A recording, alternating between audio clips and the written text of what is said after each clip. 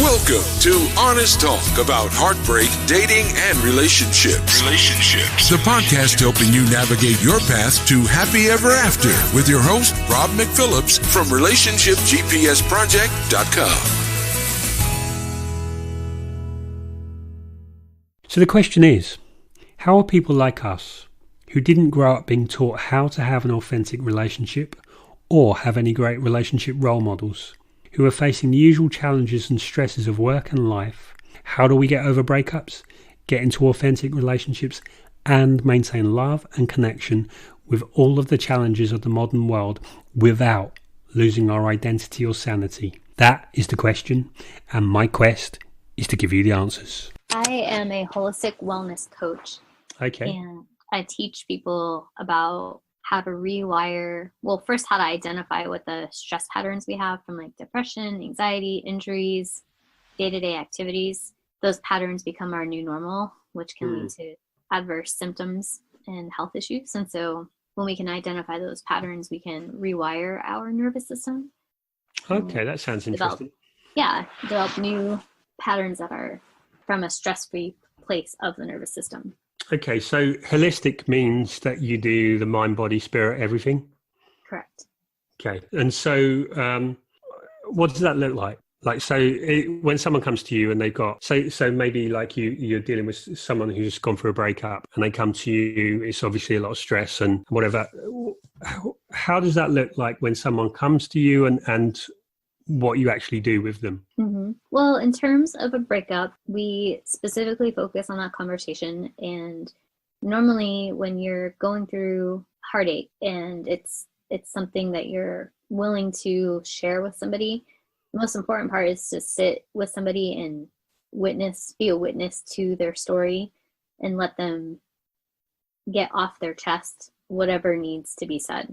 And you never know what that might be. And when someone is getting their story out, there are certain things that I listen for when they share. So if there's like one example is when you're telling your story, does it come from a place where there's this integrity of how you feel with what you're saying?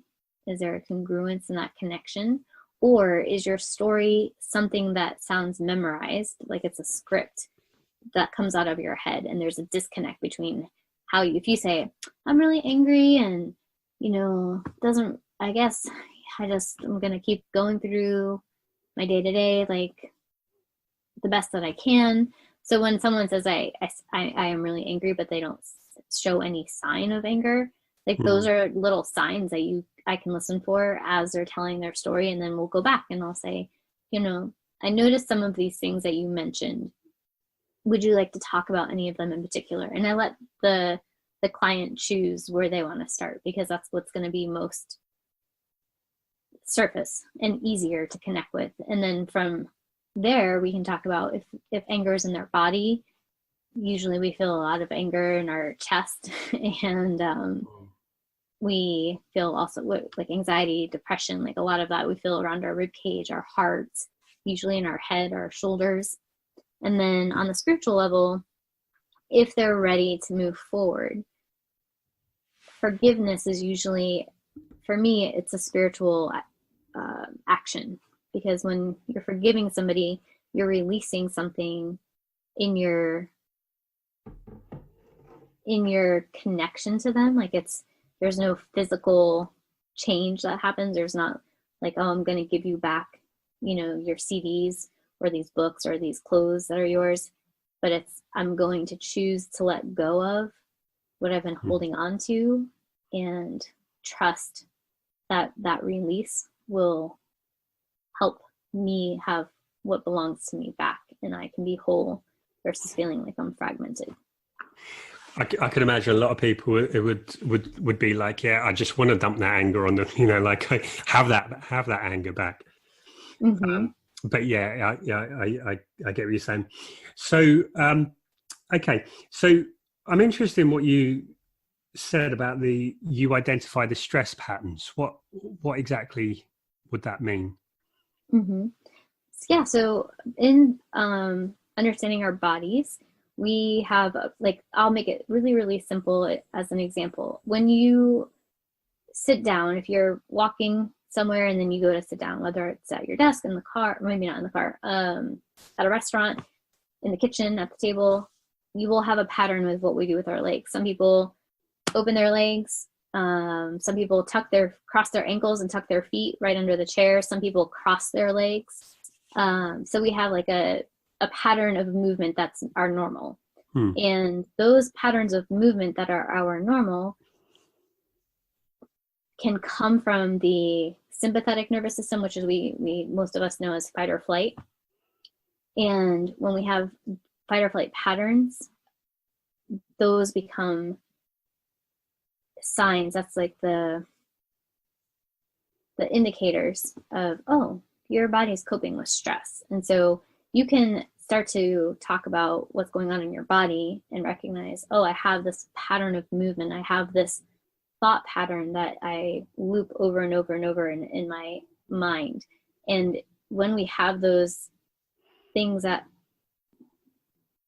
it's like, I'm stumbling over my words because I'm like, oh, there's so much to say. I'm like, where is it really going to help to start in expressing the answer to your question?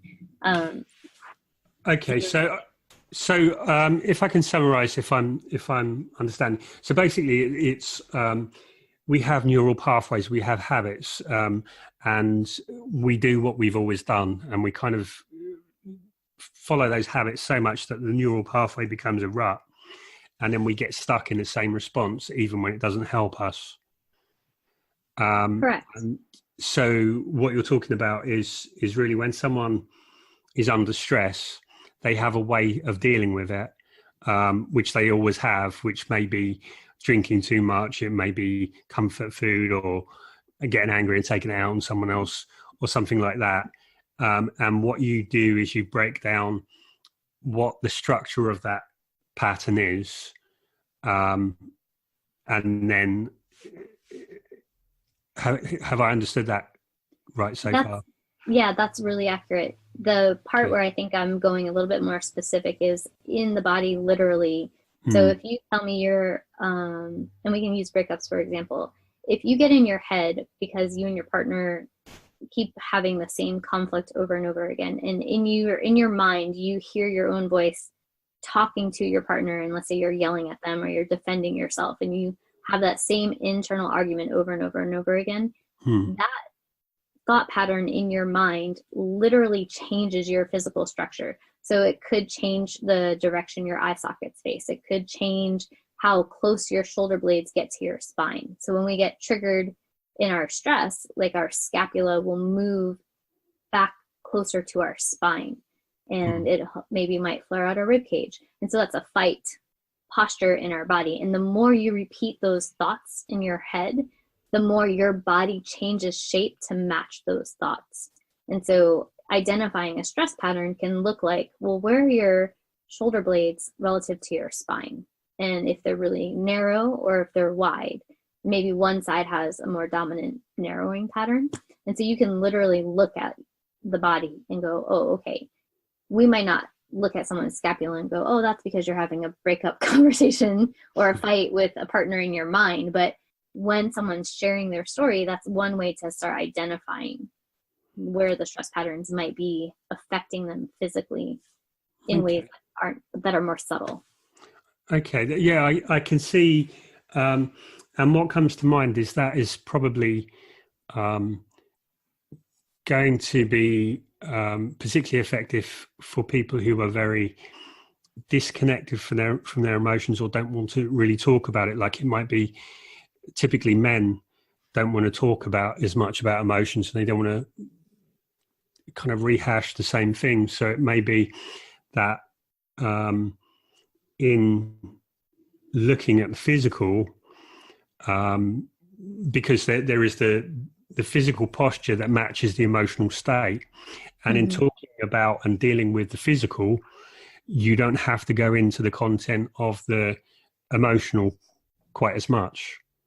Right. It's a really good option for people who don't necessarily know how to talk about their feelings or don't know how to, maybe they know inside, but they don't know how to say it out. they don't know how to actually express what it is that they're thinking and feeling. And so starting from the point of view of where's your body at, and as the body changes, it just can come out. And it doesn't, I mean, sometimes it comes out without needing to discuss it because your body just processes it on its own. But other times you're like, oh, I need this type of feedback. So you'll be able to share and then receive information that otherwise might have been cut off. Yeah. Yeah, I think that's, like I always say, like with a breakup, one of the best things you can do is to physicalize the pain, which is you're going to have the pain. And sometimes it's too raw and too sensitive to deal with it by talking about it or thinking about it. But if you can do something physical, like exercise, that actually gives you some pain, you have a way of then physicalizing the pain, and because it's physical, then you can control it and deal with it, and then it gives you a template for how you deal with the emotional pain. I agree. Movement in the body is very much a natural conduit for releasing the adrenaline and the cortisol, all the hormones, the energy, the feelings, because it's inside of us. And so if it compresses and compacts inside of us, we don't feel good, and then we're not as motivated maybe to move, and then we think it's, oh well, we don't feel like it. But really, if you just get your body to do something, then it starts the circulation of the feelings, the energy, exactly what you just said. I think it's like when you're at war, you have to be willing to do anything when the consequence is that great. And so for a lot of people where they just limit themselves to just one modality or just talking about it, or it becomes much harder, because sometimes when you hit a block, you need to be able to go around it in any direction and use whatever approach will work. And so I think that holistic sense, you have a lot more flexibility than someone who's just going to deal with it by just talking about it or whatever. So the next question, what makes me really interesting is, so for you to have studied this and to practice this, there has to be a story and there has to be a way of how you came to value this and how you came to understand this. So if you don't mind, I'm interested in your journey and where did this begin? Sure. I have been married and divorced.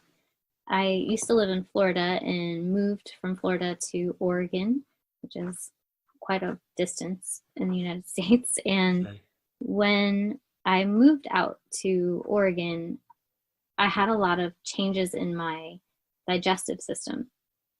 That was where I noticed, anyway, most of the feedback my body was giving me, like talking about identifying stress patterns. I didn't know this language at that time, but I just could tell like my body was not coping with stress as well as it may have in the past. Were you aware that you were stressed, or was it just that you were aware of the physical symptoms? I would think about it like I knew I was sad and I knew I was feeling lost and confused, but I wouldn't say that I felt cognizant of being stressed. And so once I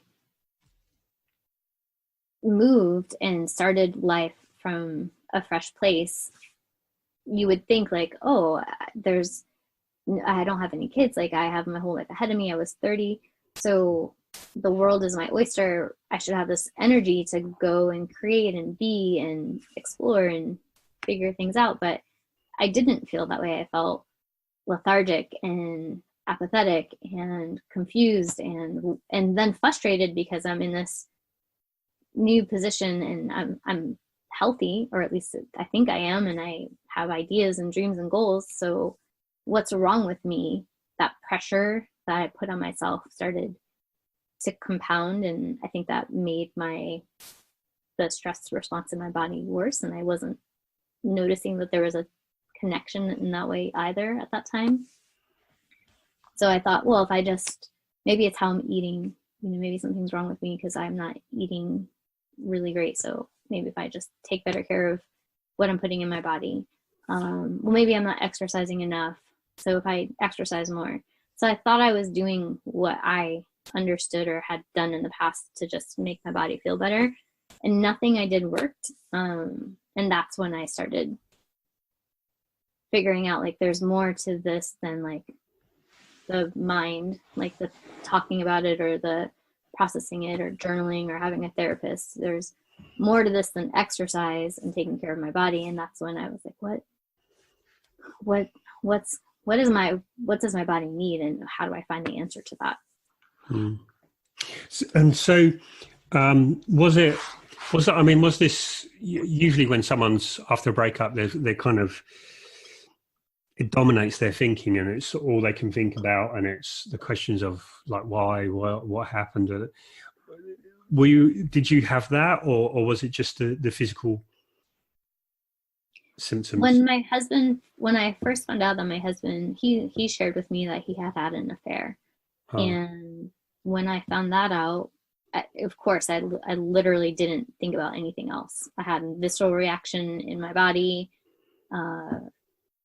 Like I was in shock. It was not something that there were any obvious clues to. Like I wasn't thinking, oh, something's wrong, it must be an affair and I just need to catch him or something. It was just like completely blindsided. And so that pain and that shock, and then the questions, all of the questions, and then trying to like be an investigator in your own way. Like, how did this happen? How did I miss this? I don't even believe it to be true because that's not true to his character. Like it was just really confusing. And I definitely, I went to counsel. I had some really good community around me, and some pastors and some coaches and some counselors. And so when that happened, I immediately went and said, like, what do I do? I don't know what to do. And they were like, you're not going to do anything. You're going to unpack.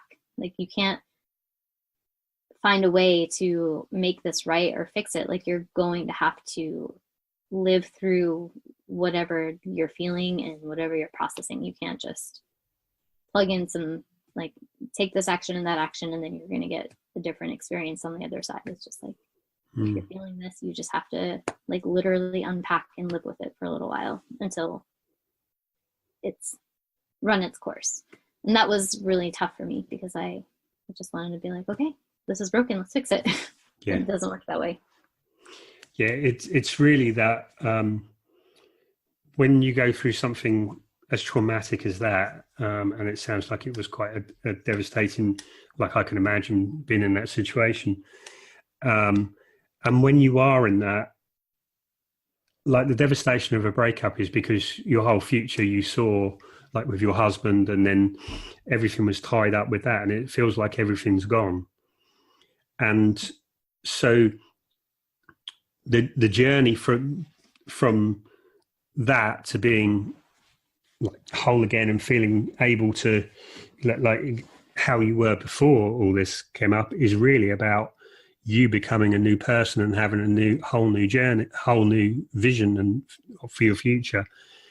And yeah, so none of us really want these times in our life, none of us really want that, but it's kind of like life is forcing us, and the only way through it is to completely like shed the skin of your old life and become someone new.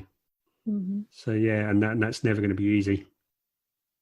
No. And there was the counsel that I got was because I felt at that point, my husband and I had gone through some ups and downs, and when this information about the affair came up and then how he handled it afterwards was really disappointing.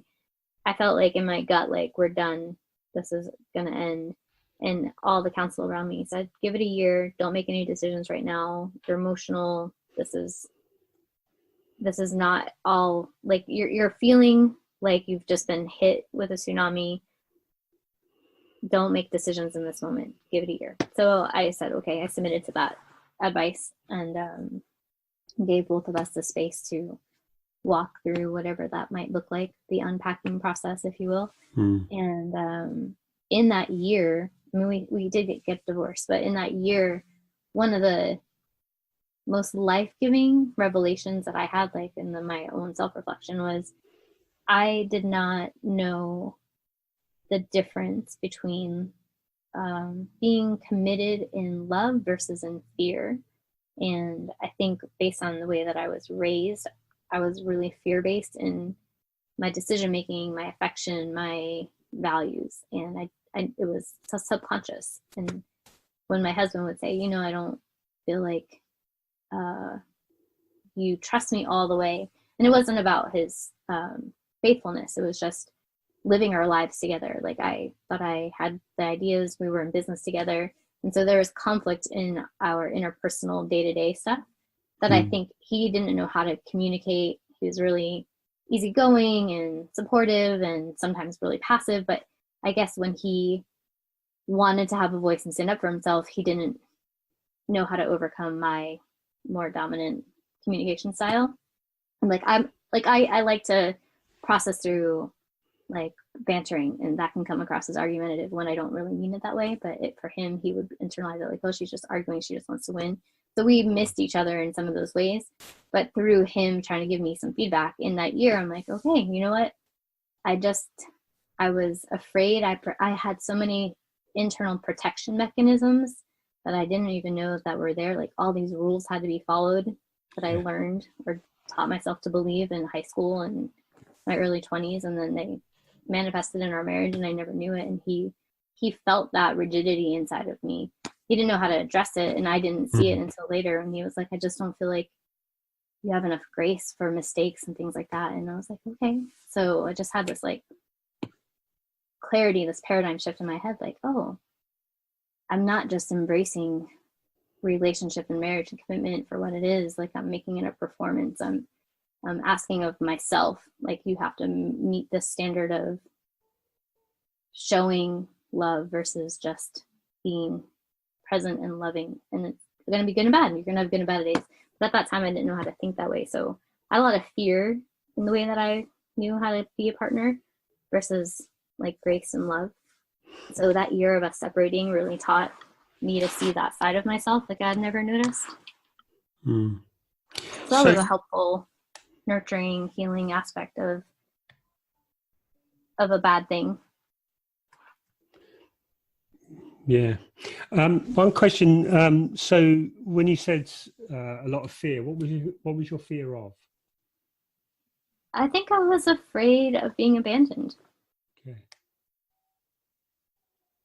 I was afraid that I could feel safe with somebody. And so there was always the protective mechanisms, and so there was never really the true, authentic, deep connection. Okay, so then you eventually moved away, and you realised, you know, that you were under stress. So how I'm interested in. So we'd kind of went back and forth, but we'd started with you had were aware of the stress, and I'm curious and interested to hear what was the next step and how did you overcome that? So there were it's like a twofold experience for me. When I moved out to Oregon, I didn't have a job or anything lined up, and I had been self-employed. My ex-husband and I had a company together, and that business was based on his talent as a guitarist. And so I left that business behind and just started from scratch. And I was like, well, what can I do to move forward with the talents and skills that I have? And the idea of coaching came to mind. And then I thought, okay, I can be a professional coach, but how do I want to serve people that I work with? And it was like, oh, I want to do it holistically, spirit, soul, and body. And the body piece as a professional was a mystery.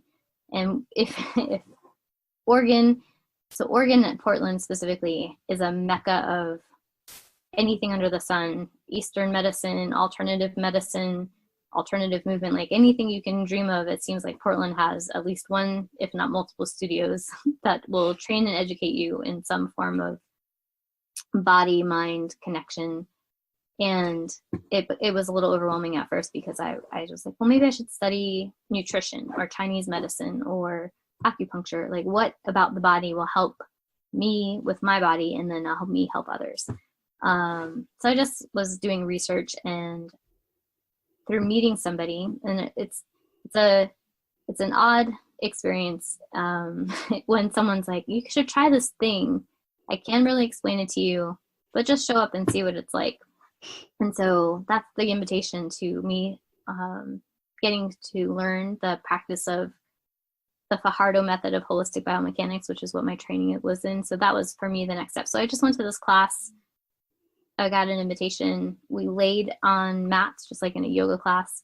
And she asked us to do really simple movements, like move your arm up and down. But when you do that, notice if your collarbone is moving closer to your midline or further away from your midline.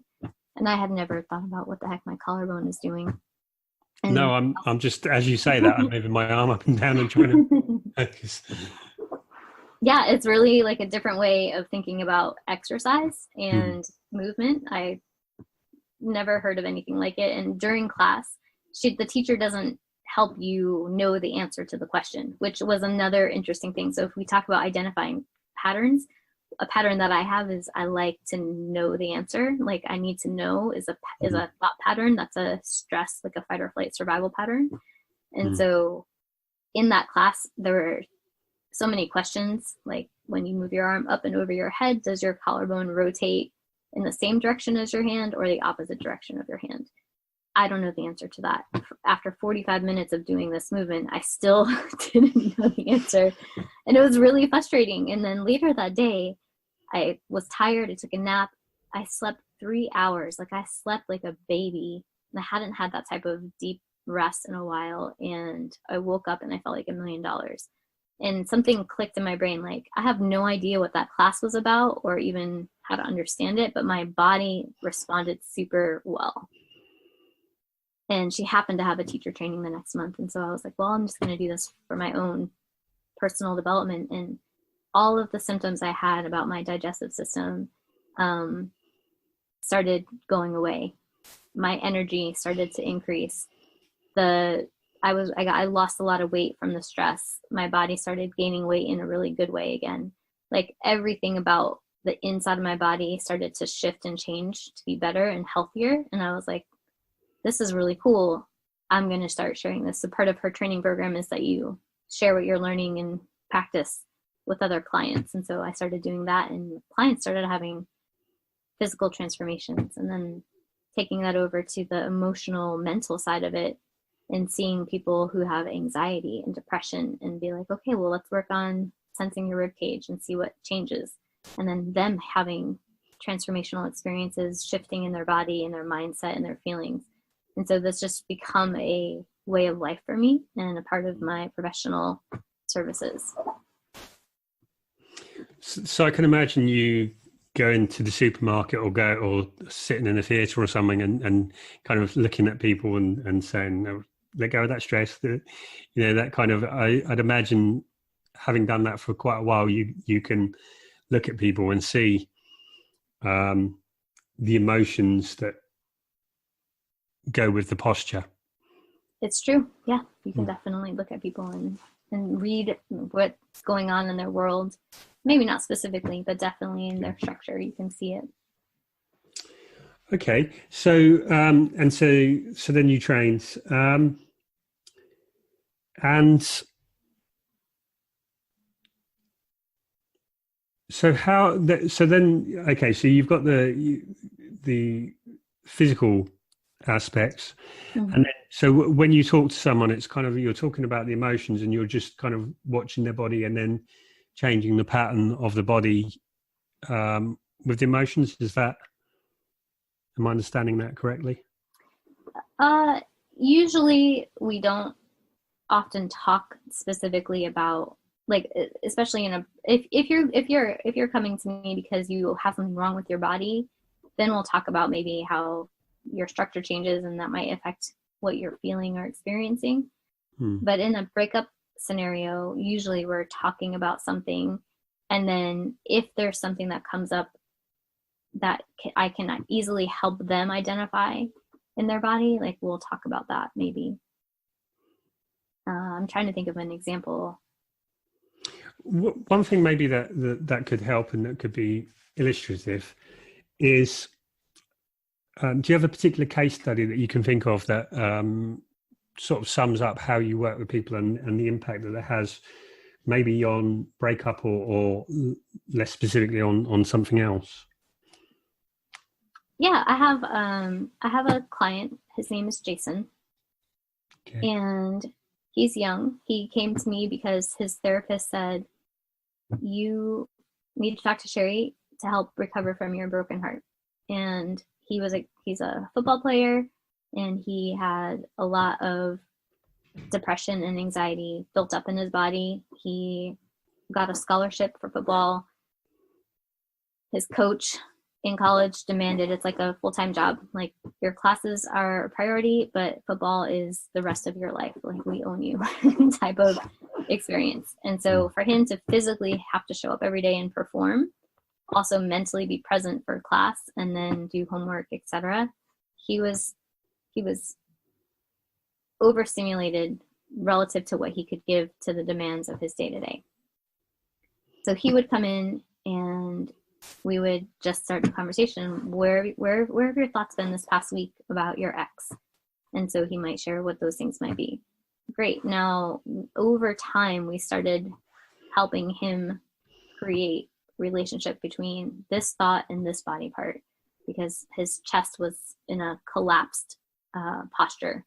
So his sternum was really far in, his ribs were really close together. There should be some space, and your sternum should be forward, not back towards your spine. And so when he would have certain dreams, he had a lot of dreams about his ex. And so, like, even if he was consciously trying to take care of stuff in the daytime, he would still be haunted by his breakup in his dreams, right? And that's really hard, because when we're dreaming, we don't have control over stopping those thoughts or getting up to go exercise or coping with it in another way. Like, you're just stuck with what your subconscious is processing. And so there's we just started practicing recognizing, like, the pattern that you have of reflecting on you and your ex is a narrative. You are telling yourself this narrative so much throughout your day that there's very little time or input from your reality that is dictating what's going on inside your mind. So we had to help him recognize the amount of time. Like, he thought he was playing football, he thought he was doing stuff for class, but really he was just thinking about he and his ex, and he didn't realize that he had created a reality where his reality was that narrative 24/7. And so when he would come to the coaching sessions with me, we interrupted the narrative over and over and over again, and then he started practicing interrupting his narrative throughout the day. And then over a few months, it started to become more reality and less narrative, until he was finally able to get rid of the narrative, let go of his ex, and like fully embrace what was going on in his day-to-day. But it took over a year with that particular client. Yeah, it's so important that people forget what is the narrative and what is the truth. And for me, it's really just about the quicker you can get to the truth. Like, even in a relationship, or if you're starting a relationship, the goal is really, you want to get to the truth and you want to find out what's true, because it's what's true that's going to determine the relationship, and it's what's true is going to be the way out of the breakup. And in the same way, the stress coming out of the body is really going to be extra habits and tensions and protective devices and things that we're holding tension in the body, which and when we can get rid of that, it's kind of like a similar journey I'm the way I'm seeing it. And like you mentioned earlier, people who have coping mechanisms like drinking,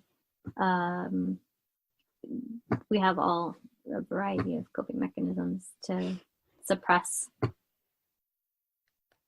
processing or feeling or dealing with whatever our reality confronted us with, right? Yeah. Okay.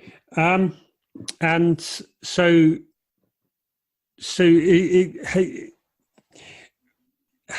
where does the so okay, so you've got the body and you've got the thoughts, and then do you go much into the spiritual?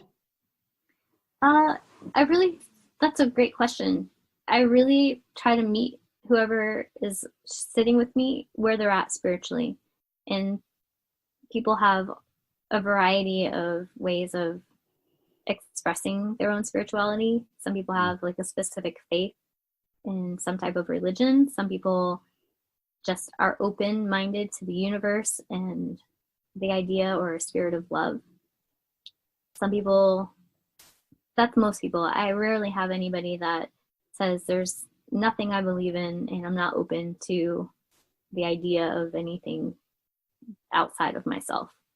Or maybe some people think that they are, like we are all God, like we are all versions of God within ourselves. So depending on where somebody's at, I try to seek to understand that in the moment and then connect with them there. So it really depends on who's sitting with me. But generally, as deep as we go spiritually, it tends to be around the things that have to do with releasing. Like I believe that when we partner with somebody, either physically, romantically, emotionally, there's like some type of a connection. We create a bond, and one of the ways that we label that bond, or some methodologies label that bond, is that they call it a soul tie. So I picture like a ribbon that ties together like a bow in the middle, and when we have that soul tie and we lose the person, that soul tie, even though the person is gone, remains. And so you feel like there's this energetic, spiritual, depending on the language you want to use, connection to that other person, where you've literally shared yourself with them and they've shared themselves with you. Now that's gone, but you're still holding on to what they gave you or what you experienced with them. And then they're still holding on to what you shared with them. And so one way to let go of that, to release somebody, is to untie that soul tie. So I just like visualize, like you're just going to you can take a pair of scissors, depending on the energy of the person. Sometimes it's violent, sometimes it's gentle and releasing. Or machete. Yeah, exactly. And you just choose, like verbally, like I'll verbally walk somebody through and say, repeat this with me, so-and-so, I choose to release you. Thank you for what you've given me. Here's what I cherish about our experience. I forgive you for this, this, and that. I forgive myself. I mean, that's a really hard one for people, because we want to take responsibility, because then it's that thing where we don't want to let go. If I know what I did wrong, then maybe I could fix it. But usually the things we think of is like, oh, I sneezed too loud at the restaurant and maybe they were embarrassed. And if I didn't sneeze like that, like there's these things that our brain's like, let's find the thing that broke it all, versus just accepting, like, I'm not choosing you and you're not choosing me. Yeah. So that makes me, so I'm guessing, and where a lot of people get stuck, where I've seen, is probably on that kind of where you would talk about the spiritual sense, and it's that they don't want to let go of someone. Either they're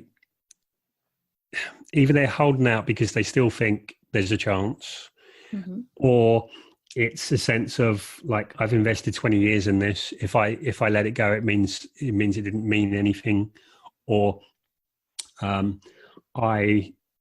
been so hard done by this person that if I let them go, it's like I'm letting them get off.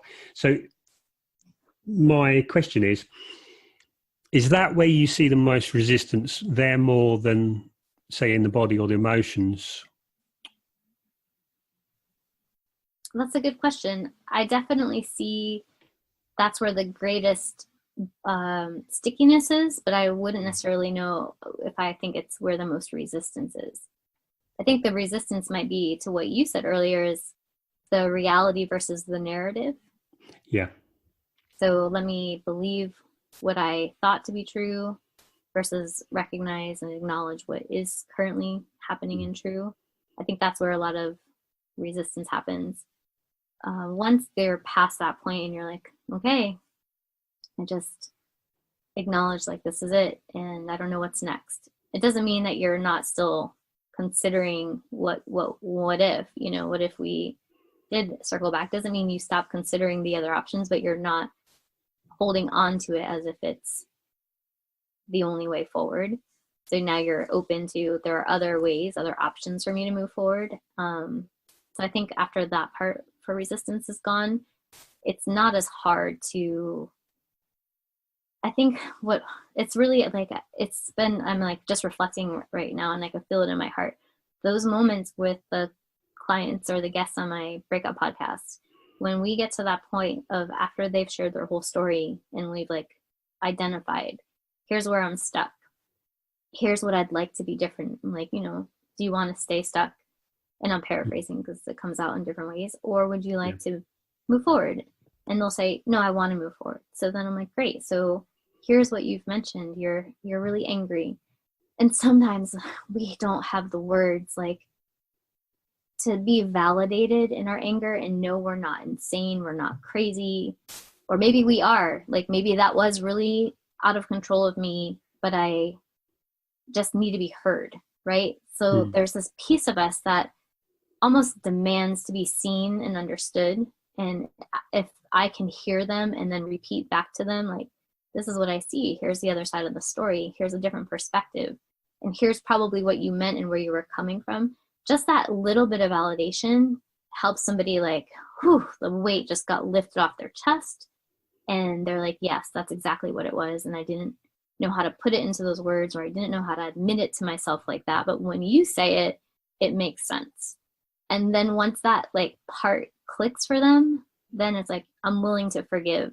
It might be scary. Like they'll cry, they'll shake, they'll fight it. But in their heart, like, I think this is like that aspect of the spiritual layer. Like in their spirit, they're like, I'm accepting this and I'm releasing this. I'm still might be sad.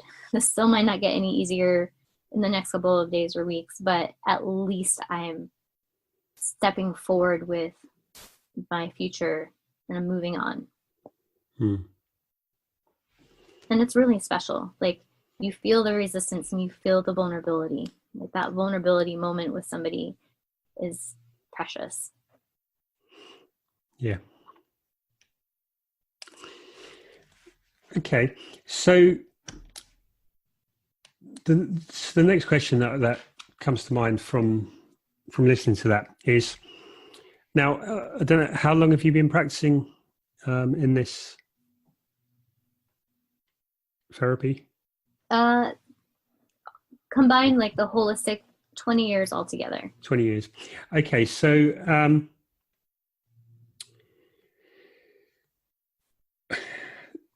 initially, when you start something, you're kind of all excited about it, but you're kind of following the way it's always been done. And then after working with a number of clients and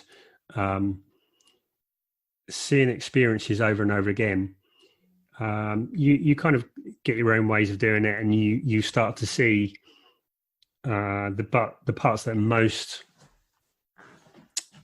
impactful and the parts that are most critical. So my question is, what's been a change in your development and in the way that you look at what you do now as when you first started on the approach? That's a really good question as well. I would say, well, like a philosophy that I have is you can't give away what you don't have, right? I believe that. I'm not sure if you've heard that or other people have heard that before, but you can only give away what you have. So because of the type of work that I do, if I'm not experiencing what it is that I'm offering to help other people experience, then I probably am not the best fit for whoever that client might be. So when I first started out, I was like, oh, I have this education and training and passion. But let's say you had this big life trauma and story, and I had no capacity to really relate or empathize, but I had this training. And so I thought, well, I can help you because I, quote unquote, should know the answers or know the way to guide you. But I didn't have the perspective to maybe listen to support where they were at, or the perspective to partner with them in what was most important to them, or versus like I had an agenda. Like the agenda is you want to feel better, so let's get you feeling better. You feel broken, let's get you fixed, whatever that might be. And I wasn't like consciously thinking those thoughts, but I think that was my energy. Like, I'm excited, I want to get this thing going and like get results. Now it's like life is going to happen, and it's going to be, in one day you could have a really amazing experience and a really low experience. And we need to be able to recognize how to adapt no matter what the moment is. And so how do we create tools and find ourselves and know our true identity to be able to show up in whatever moment as the fullness of who we are, versus the masks or the false coping mechanisms that just get us by in survival mode. Like, there's so much more to life than survival mode, but a lot of us only know survival mode, or our dominant reaction to something bad is that extreme survival mode from like a time in our life where we really needed that.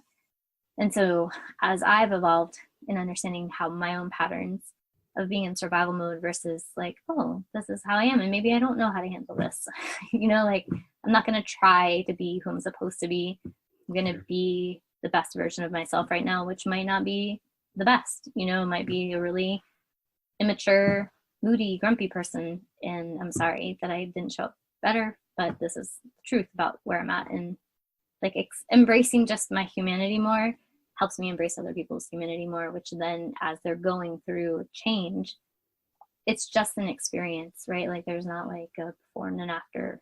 There can be, but it's really every moment counts versus only the after counts. Yeah. I think it's so true that so many people hide behind their certification and they hide behind their qualifications. Like a qualification, it means that you pass an exam, you please someone who sets the, like this. I mean, there's so many different types of therapies, and there's so many different types of ways of treatment, and they all follow someone's idea. They're all set up because someone had an idea and they decided, and they set the criteria by which someone was certified. And it's kind of like people are dealing with people, and they don't feel they haven't come to that point where they feel comfortable enough, where they have a certainty and a confidence in themselves. And so the certification and the process and the set way of dealing with it is like their suit of armor. But really the only way that anyone can ever help anyone is just by connecting. You have to connect to the core inside and help people then like shed everything else around it. I remember listening to, I overheard some kind of therapist or counselor, and someone said, I've got this problem. It was just a general problem. It was like maybe not sleeping or wanting to give up smoking. Or that. They said, okay, yep. If you came to me, we would do 6 guided meditations. And I was thinking, hang on, you don't know anything about her. How can you tell her what you're going to do? It's like got no validity to it. But yeah, I can totally relate to that sense of, as you get over your own need for protection and that, you're able to connect to people better. Okay, so that's interesting. So Okay, so the next question is, there's people listening and they may be in a situation, and I'm guessing you deal with people physically by the nature of what you do. Yes. Yeah. So maybe there are people who listen to this from around your area. So can you tell us a little about what would someone look like who you would typically have the most success in treating? I think people who experience the most results are people who are choosing to engage with the work on their own personal or spiritual or emotional development, whichever way they want to start. If you are genuinely working through reflecting on how you got to where you're at, and you sense it's time for a change or something needs to be different, whether or not you think you know the answer or how to do it, like if you just show up and start with an open mind of curiosity, like, I think this might be a way to go about thinking about things differently, and I don't know what to do, but I'm open. Like, if there's a guide, I will try.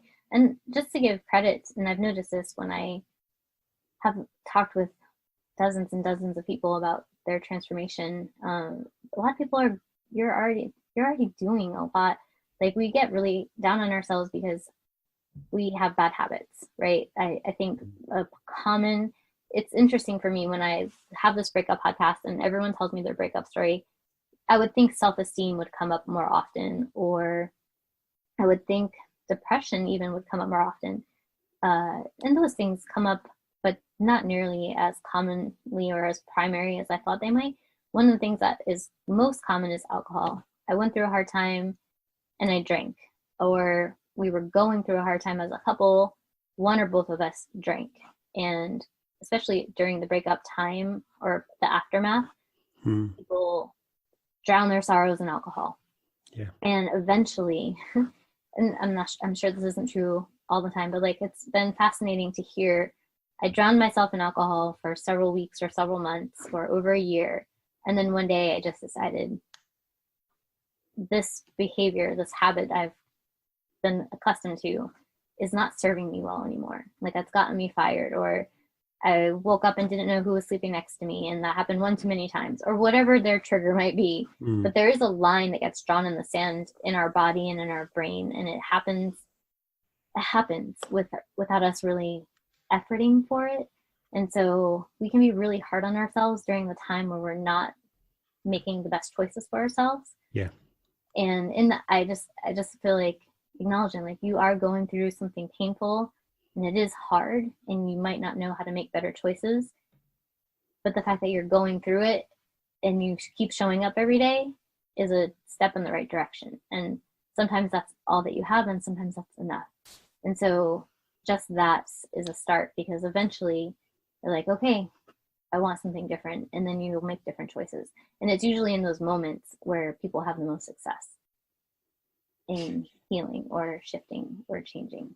Yeah, it's kind of like sometimes things have to get worse, and so whatever you're doing, as long as you're moving in one direction, because sometimes things getting worse is like that's where it needs to go before it's going to change. And yeah, I do think people, they don't credit enough that if someone else was in exactly the same situation, exactly the same circumstances, with exactly the same experiences and genetics, they would do the same. But we try and compare ourselves to people who are in completely different situations, completely different people. Rather, it is kind of like you're talking about letting someone go. You also have to let yourself go, whatever, in the sense of let go of your preconceived notions of who you thought you were going to be, and let yourself be who you really are anyway. And that's scary. Yeah. And we carry things like guilt and shame and regret and fear. And I think that's where you're not supposed to always deal with this by yourself. Like, find a friend or a professional that you feel like you click with and you can be safe with and open with, and invite them into, like, the team to help you get out of those ruts, to let go or acknowledge the guilt. Like, what do I do with all this guilt? And then that's what drives us to living out our bad habits. It's helpful when you're not in it by yourself. I mean, no one else can walk through our pain for us, but someone can be a witness and be a good sounding board and give us feedback and just be patient with us. Like, yeah, go ahead, do your week, check back in. Let's see if you process anything, or if you're ready to process something. Let's see what comes up that triggers that. A lot of us get scared of our triggers and we want to avoid them. Yeah. But our triggers are really helpful tools to be like, I need to look at this. It's like being hungry is a trigger we're all comfortable with, right? We know if we don't eat, the consequences are bad, right? We get tired, we get grumpy, we get irritable. It starts to deteriorate our health. So we have a built-in trigger to eat when we're hungry or drink when we're thirsty. We have other built-in triggers about our emotions, about anxiety and stress and fear, but we don't know how to. You can't just go to the grocery store and eat something to get rid of guilt. So we don't know, like, where do we go to address the trigger of guilt when it pops up? Well, that's when we have the coping mechanism of, like, drinking, for example. Well, if drinking isn't really helping us, then what's our other option? Well, there are people that know how to help facilitate getting rid of the guilt, addressing, like, where does that guilt come from? Why is that guilt there? Why are you holding on to that guilt? And what would you like to replace the guilt with? Maybe freedom, maybe acceptance, maybe forgiveness. Like, there's so many options, but we just aren't thinking of it in that sense. And so that's what I love about these types of conversations with you. Like, there's so many options, but we're just limited by our own, exposure to what those options might be. Yeah. I mean, we really don't know what we don't know. And so many people just need someone else just to give them permission. It's like, we don't feel we can give ourselves permission. We need someone else just to say, like you said earlier, someone just needs to say the words, and then they can see it in an entirely different way. Well, okay. It's been fascinating to hear about your work and just to really go through, a different modality than a lot of people perhaps wouldn't look at for getting over a breakup. One last thing is, where's the best place for people to find you? If you are interested in the podcast is a conversation one-on-one with myself and somebody who has a breakup story. And it's called Unbreak My Heart. And you can find that on iTunes or Spotify. You can just Google it as well. It should come up. There's different podcast platforms to catch it on. And then if you wanted to get in touch with me, you can go on my website, shoot me a note. It's just sherryanderson.com, CHERIANDERSON, sherryanderson.com, and we can get in touch that way. Okay, well, thank you, Cherry. It's been really interesting, as I said. Thank you for sharing your time and your knowledge and expertise. Yeah, I appreciate this opportunity, Rob. I appreciate your questions and the opportunity to explore maybe a different angle of thinking about breakups and what we go through and ways to help overcome some of the setbacks. Thanks for listening. I'm Rob McPhillips, and I'm here to help you navigate your relationships more successfully. Go to relationshipgpsproject.com to find answers to your relationship questions or ask new ones.